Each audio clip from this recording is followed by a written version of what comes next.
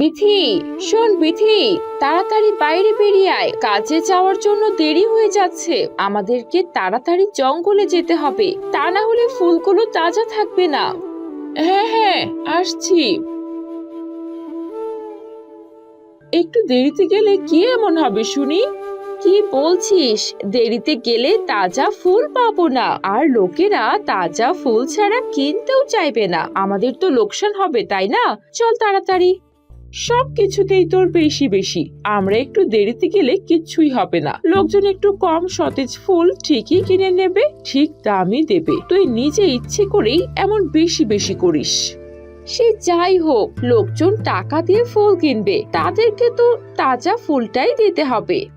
সোনিয়া আর বিথি ছিল একই গ্রামে বসবাসরত দুই বান্ধবী। তারা একসাথে গ্রামের পেছনের জঙ্গল থেকে ফুল তুলে এনে বাজারে বিক্রি করে তাদের গরিব সংসার চালাতো। আমার ফুল তোলা শেষ হয়ে গেছে। এই বিথি, তোর কি শেষ হলো? চল এখন। হ্যাঁ, আমারও প্রায় শেষ হয়ে এসেছে। আহা, কি করেছিস তুই? একটা ফুল ছিঁড়তে গিয়ে পুরো গাছ গোড়া থেকে কেন ছিঁড়েছিস? কতগুলো গাছ নষ্ট করে ফেলেছিস তুই।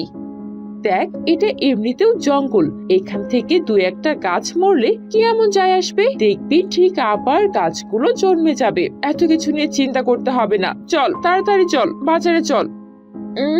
এক কাজ কর, তুই বাজারে যা, আমি গাছগুলোকে আবারও মাটিতে পুঁতে পুঁতে দিয়ে আসছি, কিছুক্ষণ সময় লাগবে।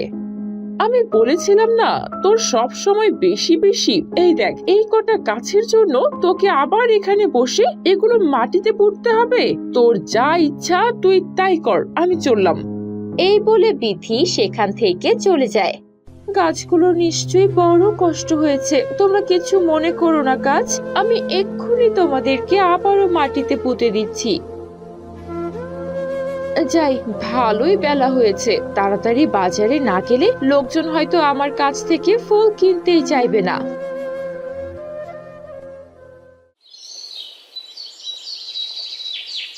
ফুল কিনুন, ফুল, কম দামে তাজা ফুল, জঙ্গল থেকে আনা একদম তাজা ফুল। এই মেয়ে, ফুল কত করে বিক্রি করছো? আহা, বেশি মুদ্রা করে বিক্রি করছি না তো, মাত্র 5 মুদ্রা করে। আপনি 5 মুদ্রা দিয়ে পুরো 2টো ফুল পাবেন, নিয়ে যান। না না, এ তো ভারী দাম মনে হচ্ছে। গোলাপের দামও তো এত বেশি নয়, আর এসব তো জঙ্গলের ফুল, তোমরা এমনি কুড়িয়ে এনেছো, এত দাম হলে বাপু নিতে পারবো না। সোনিয়া ধীরে ধীরে বিথিকে বলে, আরে মহিলা তো ঠিকই বলেছে, এগুলো জঙ্গলের ফুল, কেউ এত দাম দিয়ে কেন কিনবে? তুই বরং 2 মুদ্রা করে বিক্রি কর। বারে, এত কষ্ট করে ফুলগুলো তুলে আনলাম, এখন এগুলোকে এত কম দামে বিক্রি করব? কখনো না। দরকার হলে আমার ফুল আমি বেচবো না। যান, এখান থেকে যান। কেমন লোক রে বাবা! ঠিক আছে, চললাম, তোমার থেকে ফুল আর কিনলাম না। না না, যাবেন না। এই নিন, আপনার যা ইচ্ছা হয় আপনি আমাকে সেই মুদ্রা দিয়ে এই ফুলগুলো নিয়ে যান, নিশ্চয়ই আপনার কোনো কাজে দরকার হবে। এভাবে খালি হাতে যাবেন না কয়েকটা মুদ্রার জন্য। তুমি তো খুব মিষ্টি করে কথা বলো। এই নাও, পুরো 3 মুদ্রা তোমাকে দিলাম। এমনিতে 2 মুদ্রা করে আমি ফুল কিনি, কিন্তু তোমার কথা শুনে আমার ভালো লেগেছে। বিথি এই দৃশ্য দেখে মনে মনে রাগ করতে থাকে। সব সময় এই মেয়ের আদিক্ষেতা একদমই সহ্য হয় না। এখন এমনটা না করলে কি হতো না? এই মহিলার সামনেও ভালো সাজার নাটক করছে। এই নে, এই 1 মুদ্রা ওই মহিলা আমাকে বেশি দিয়েছে, এটা বরং তুই রেখে দে, তোর তো এখনো কোনো ফুল বিক্রি হয়নি। তোর ওই বাড়তি 1 মুদ্রা আমি কেন নিতে যাব? তুই বিক্রি করেছিস, তুই রাখ, আমার ফুল যখন বিক্রি হবে সেই মুদ্রা নিয়ে আমি বাড়ি ফিরবো। এমন করে কেন বলছিস? তুই আর আমি কি আলাদা নাকি? তুই তো আমার সবচেয়ে ভালো বন্ধু। বেলা বাড়তে থাকে। দেখতে দেখতেই সোনিয়ার সব ফুল বিক্রি হয়ে যায়, কিন্তু বিথির কড়া কড়া কথার জন্য বেশিরভাগ ফুল তার ঝুড়িতেই পড়ে থাকে। বেলা অনেক হয়েছে, লোকজন বাজারে আসতে কমে গেছে, চল বাড়ি ফিরে যাই। হ্যাঁ চল, এই ফুলগুলোকে আর কি করব, রাস্তায় ফেলে যেতে হবে। তারা দুজন হাঁটতে থাকে আর সোনিয়া বিথিকে ডেকে বলে, এই যে এতগুলো ফুল তুই কম দামে না বিক্রি করে এভাবে নষ্ট করলি, তাতে বলতো কার লাভ হলো? তার থেকে বরং একটু কম দামে ছেড়ে দিলেই পারতি। দেখ, তোকে আগেও বলেছি, আবারও বলছি, এসব জ্ঞানের কথা আমাকে বলবি না।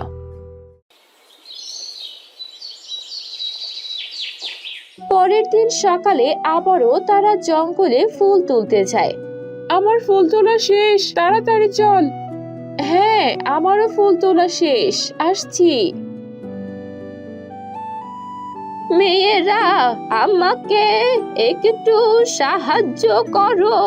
আমি দুদিন ধরে এই জঙ্গলে হাঁটছি, কিন্তু রাস্তা খুঁজে পাচ্ছি না।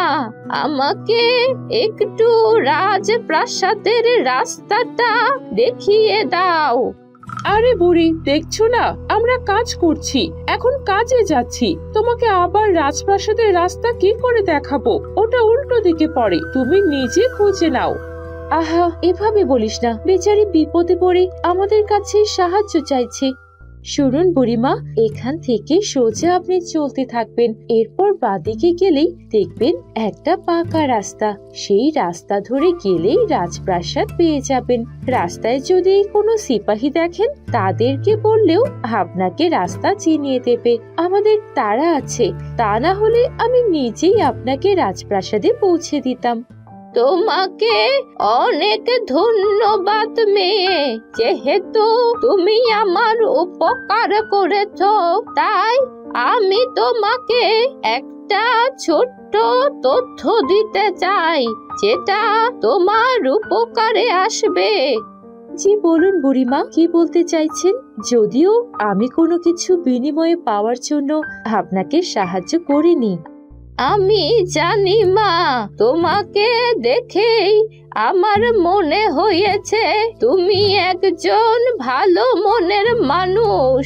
এই জঙ্গলে এখানে থেকে সোজা চলে গেলে তুমি একটা বিশাল বড় গুহা পাবে। সেই গুহাতে রয়েছে নানা ধরনের স্বর্ণ মুদ্রা।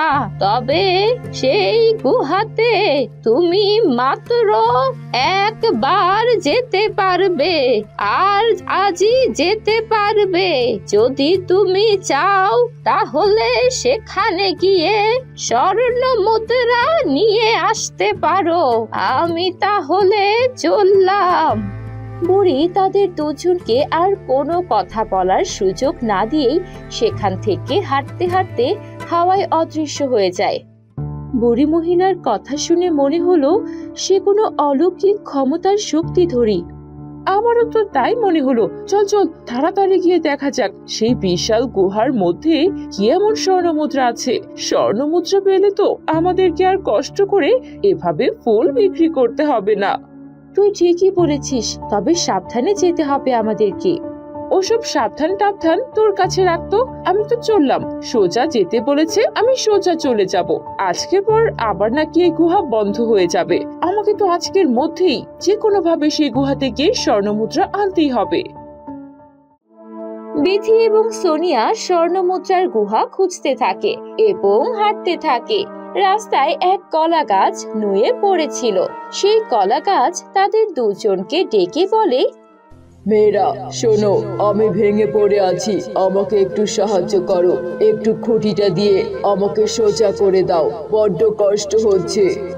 গুহা খুঁজতে যেতে হবে, যেই গুহাতে স্বর্ণমুদ্রা রয়েছে। এখন কোনো সাহায্য করতে পারবো না, আমি চললাম। বিথি সেখান থেকে চলে যায়। আহা কলা গাছ, তোমার দুঃখ দেখে আমার বড়ই কষ্ট হচ্ছে। দাঁড়াও দাঁড়াও, আমি এক্ষুনি সাহায্য করছি। তোমাকে অনেক ধন্যবাদ মেয়ে, তুমি আমার বড় উপকার করলে।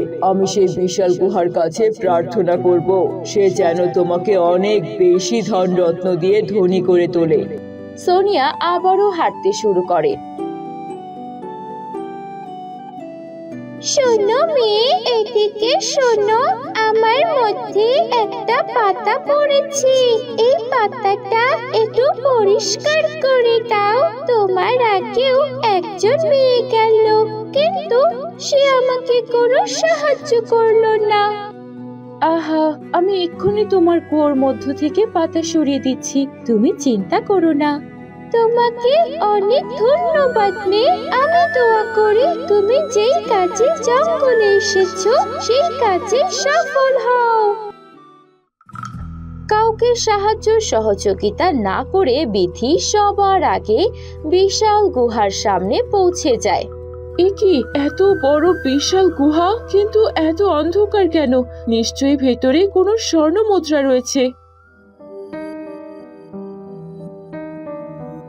কি হচ্ছে? গুহার দরজা কেন বন্ধ হয়ে যাচ্ছে? আমি কেন বাইরে বের হতে পারছি না? কে আছো? বাঁচাও, আমাকে বাঁচাও। তখনই গুহা থেকে আওয়াজ আসতে থাকে। মেয়ে, তুই বড় অহংকারী। তোর মনে শুধুমাত্র রয়েছে লোভ আর বিদ্বেষ। তুই কারো কোনো সাহায্য না করেই এই গুহার মধ্যে চলে এসেছিস স্বর্ণ মুদ্রার লোভে, আর তাই তোকে সারা জীবনের মতো এই গুহাতেই বন্দী হয়ে থাকতে হবে। অন্যদিকে সোনিয়া যখন গুহার কাছাকাছি আসে, আরে গুহার মধ্যে কত আলো! নিশ্চয়ই এই সব আলো ভেতর থেকে আসছে। মেয়ে, তোমার কাজে আমি অনেক খুশি হয়েছি। তুমি আমার জঙ্গলের অনেক বন্ধুদের সাহায্য করেছো। তারা আমাকে বলেছে আমি যেন তোমাকে সাহায্য করি। এই নাও স্বর্ণ মুদ্রা, নিয়ে যাও, যত ইচ্ছা তত নিয়ে যাও। কিন্তু আমার বন্ধু বিথি কোথায়? তাকে তো কোথাও দেখতে পাচ্ছি না। সে লোভ করেছিল, তার জন্য লোভের শাস্তি পাচ্ছে। তুমি ভালো কাজ করেছো, এজন্য ভালো কাজের পুরস্কার পাচ্ছো।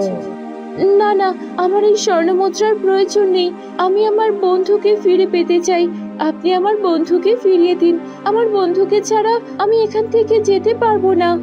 ঠিক আছে, তুমি যেহেতু বলছো তাই তোমার বন্ধুকে ছেড়ে দিচ্ছি। তোকে অনেক ধন্যবাদ। আমি এখন বুঝতে পেরেছি, সব সময় মানুষ এবং সবার সাথে ভালো ব্যবহার করলে প্রকৃতিও আমাদের সাথে ভালো করবে। তুমি তোমার ভুল বুঝতে পেরেছো, এতেই আমি খুশি হয়েছি। সব নিয়ে যাও তোমরা, তোমাদের যত ধন রত্নের প্রয়োজন। আজকের পর এই গুহা আবারও বন্ধ হয়ে যাবে। এরপর সোনিয়া এবং বিথি তারা দুজনে তাদের ইচ্ছে মতো স্বর্ণ মুদ্রা নিয়ে গ্রামে চলে আসে।